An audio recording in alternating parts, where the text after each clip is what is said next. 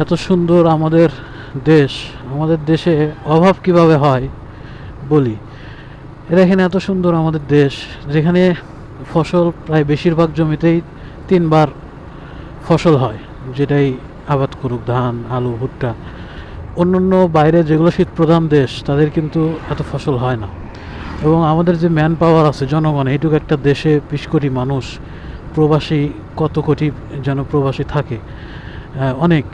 তো টাকা কিন্তু আসে, কিন্তু এই চোর, আমরা হচ্ছে জাতি হিসাবে চোর হওয়ার কারণে নিজেরা নিজেদের জায়গায় সৎ থাকতে পারি না।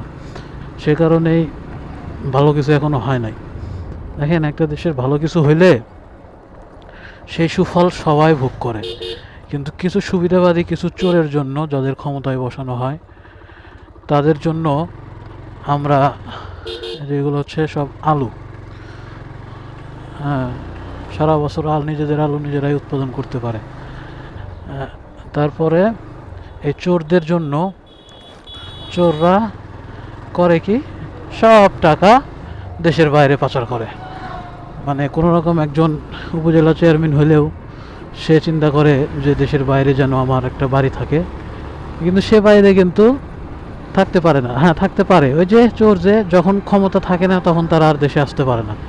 চুরি করে নিয়ে যে জমাইছে 4-5 বছর, এই হাসিনার আমলে 17 বছর জমাইছে, এগুলা খাবে। আবার দেখবে যে আবার যখন ক্ষমতায় আসবে, তখন আবার তারা আমাদের দেশ তাদের কাছে একটা, মানে, বনভোজনের মতো।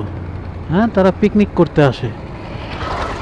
এই কারণেই হচ্ছে সবচেয়ে বড় সমস্যা। আর এই সুযোগটা শুধু যে তারা নেয় তা না, এই যে শিক্ষিত হয়ে আমরা, মানে শিক্ষিত জ্ঞান অর্জন যে করি, ধরেন ঢাকা ইউনিভার্সিটি বা ইউনিভার্সিটিতে পড়ে মেইন, মানে এন্টারপ্রেনিউর হওয়ার থেকে বা অন্য কিছু করার থেকে মেইন তাদের টার্গেট থাকে বিসিএস ক্যাডার হবে। তো এর মধ্যে কিছু পার্সেন্ট যারা যে হ্যাঁ দেশ ভালোভাবে পরিচালনা করার জন্য আমরা আসতেছি থাকে, কিন্তু বেশিরভাগই অসৎ, মানে উদ্দেশ্যই অসৎ, যে যাব, টাকা পয়সা কামাবো, বাড়ি গাড়ি করে ফেলবো। তো যেটুকু প্রাপ্য সেটুকু নেন, নিয়ে আপনারা দেশের জন্য কাজ করেন।